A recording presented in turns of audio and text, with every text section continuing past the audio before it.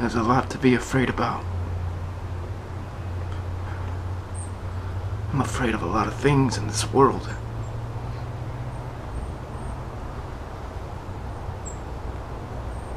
I try to keep my head straight,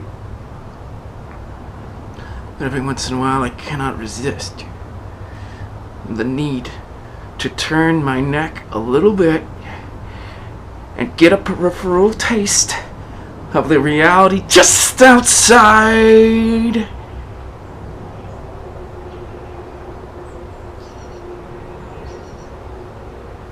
Unlike you, I exercise restraint with respect to what I decide to see and encounter, integrate, metabolize, and then I just bring it back in ever so slowly, and then I pack it away deep inside my mind for future reference. I have a Google program in the archives of my mind that I use to search out whatever information I need at any given moment. But sometimes, like a voyeur, I can't resist the temptation to take in a little bit larger swath of reality than normal. I was first cued into this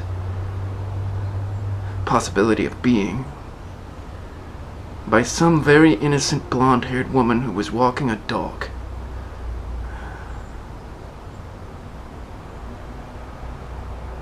It's a very big dog.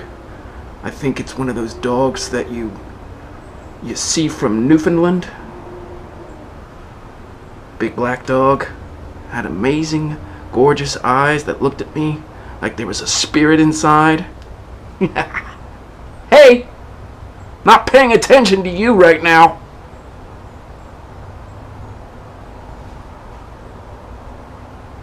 I forgot the name of those kind of dogs, but they're really big, from Newfoundland. She was walking her dog and she said, "Hello, how are you?" And I said, "Hello, how are you?" But I said good first, and then she said good second. And then we walked on our merry way, and actually we crossed paths later. She said, "How's your walk?" I said, "My walk's good," and then we kept on walking in our opposite direction. I almost had an incoming piece of reality. Never mind. Fucking incoming piece of reality. Give me a break. People don't even understand how advantageous it is to have a blinkered approach to the world.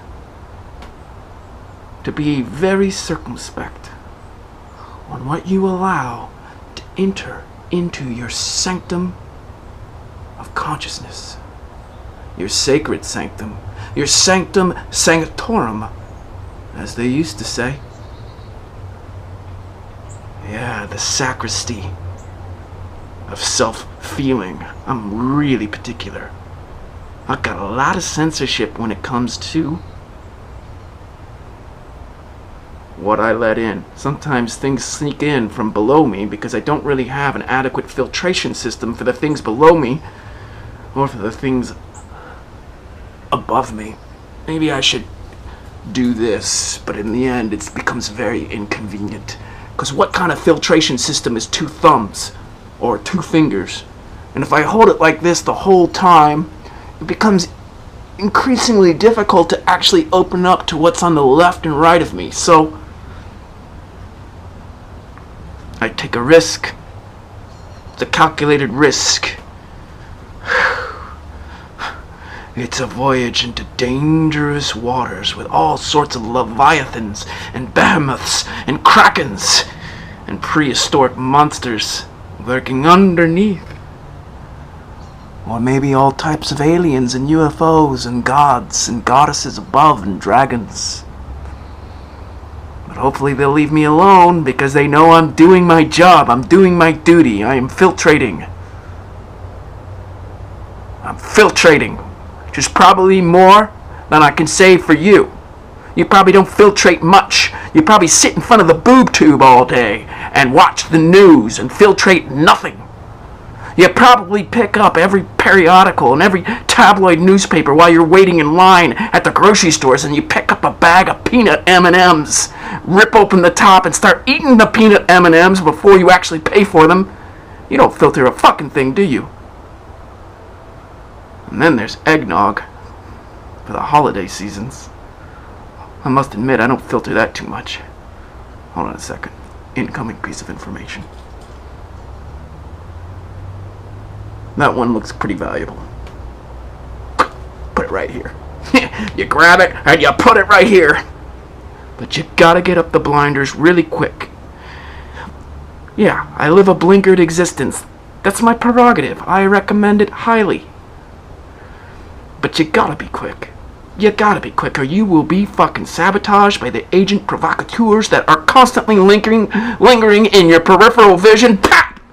Pap! Pap! Pooh! Pooh! Pooh! But bring them back. Bring them back. You can be a ninja, but only for a few seconds. A brief window of time, and pap! Ooh! Bring it back. Pap! Ooh! Because if you are not exactly precise and how you whack away all the gadflies of naysayers, of malevolent people.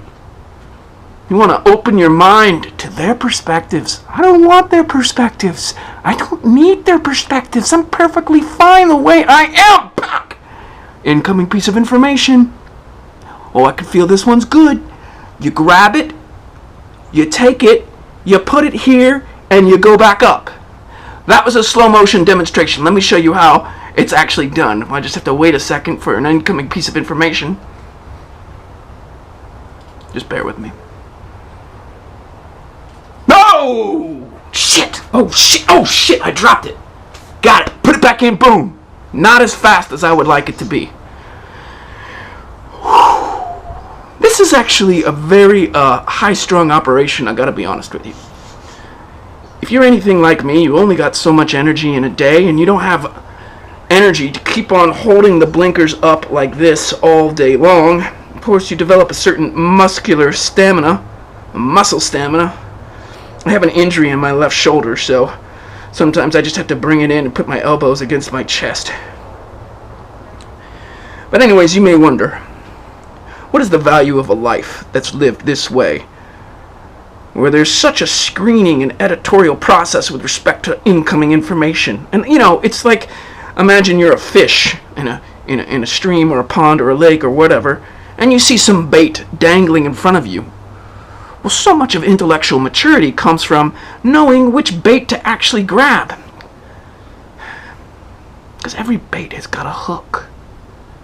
And that's really the problem.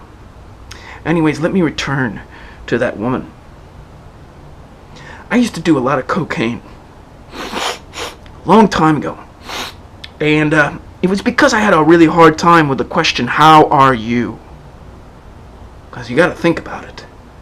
When someone asks you, how are you, you're of course tempted to reveal the entire expanse of your ontological situation. Right? It's an invitation to intimacy. It's two windows opening up at the same time, and a bridge sprouts forth. And a liaison occurs. As if spontaneously, how are you? Well, then I found out that people never mean that question. Of course. And I would answer it authentically, and I would ask the same, but they would never answer it authentically. They would never go there with me. They would never just show up. Thought that was an incoming piece of information. Now people just don't show up these days. So I took to the cocaine. I took to it. Oh man, like it was sniffing angels through my nostrils. It helped me with the question of how are you? Well, I gotta be honest with you. Just between you and me, I'm not sure how long I can keep up this blinkered existence, if I'm gonna be completely honest with you. The blinders. Do you know something? You know, when you see those science fiction movies, and the spaceships have these shields when they enter the atmosphere of a foreign planet? Well, that's what these blinders are like. They're like those shields, right? And do you know how many kind of solar particles are penetrating into these shields? But it's not the solar particles per se, it's information particles. Perspectives like photons, man. What are those other things called? Fuck it, I can't remember. But it's like them. Neutrinos is what I'm trying to find. Neutrinos. If you believe in that sort of thing. I'm just using it as an example. But these blinders, these buffers, these spaceship shields. Yeah, it's like this all the time. It's like this all the time. It's like this all the time, and I've got to stabilize it. It's because I'm entering the atmosphere of.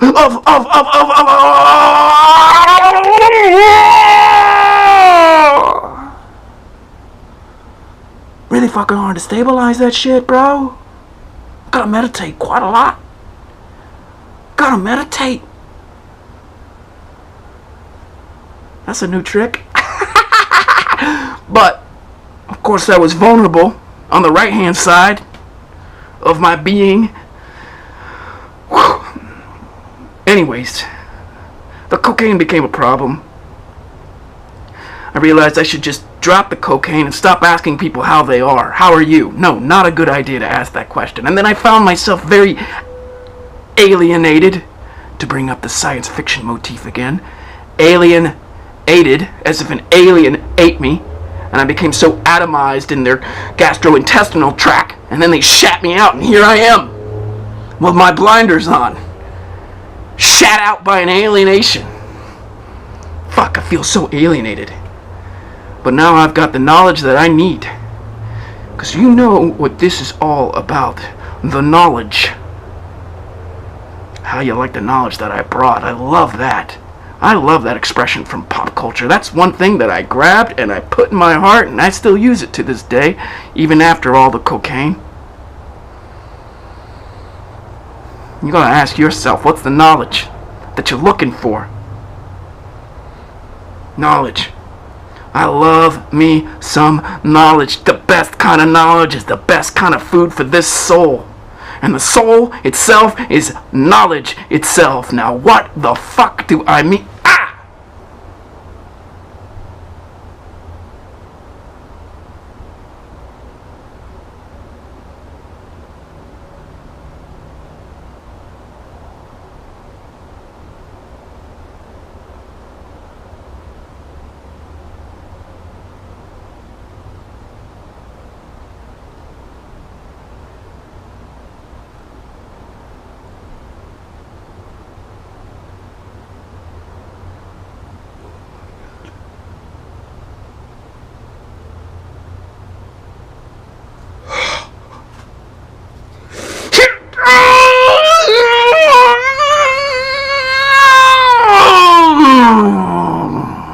I'm back. That was a fucking close call. Really fucking hate it when that happens.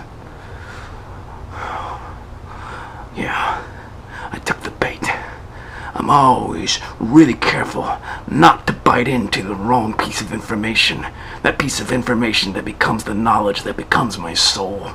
And all of a sudden I have no blinkers. And then I'm fucking subject to the vicissitudes of a malevolent fate that dictates all the motion of the cosmos and sweeps me under the rug and then steps on me like I'm a bug. Yeah. I'm back. And all the better for wear. Not the worse for wear, the better for wear. You gotta make this shit like steel.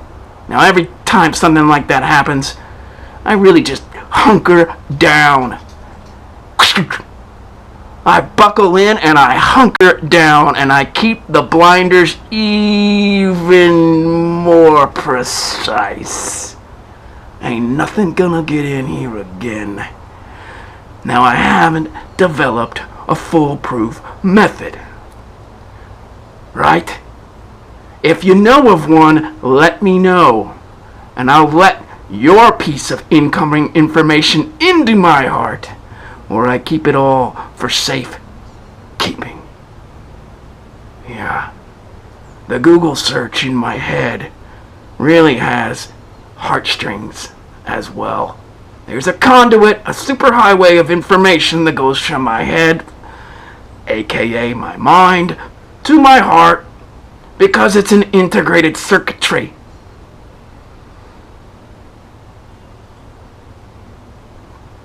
Now, for all intents and purposes, I have no idea whether you're standing right next to me right now. Chances are you're not, but you could be. But what's even more likely is that you're standing behind me right now. Aren't you? You're standing behind me right now. You think you're sitting there looking into a screen? Could be your phone, could be your computer, whatever it is. But you're actually behind me. You can't see me, and I can't see you. But you know that thing that I just caught? You know that thing that just blasted me open? Opened in my hands like a god telling me what to do? An angel with a scroll? I saw the truth. I saw that you're behind me. You got no idea that you're back there, do you? And you got no idea that I'm behind you.